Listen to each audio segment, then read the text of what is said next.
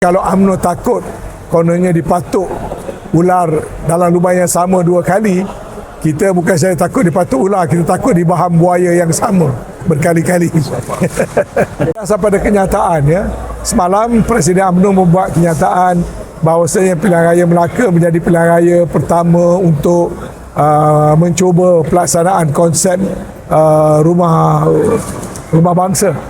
Sekali lagi kabur, tapi kita tetap mengalu-alukan. Anything yang bersifat positif pas alu-alukan, tapi tidak bermakna kita dapat menyertai selagi sesuatu itu kabur dan tidak dijelaskan, ya. Jadi kita masih menunggu. Kita juga mendapat pemberitaan daripada beberapa pemimpin-pemimpin lain yang mengaitkan pilihan raya Melaka dengan kolaborasi, ya.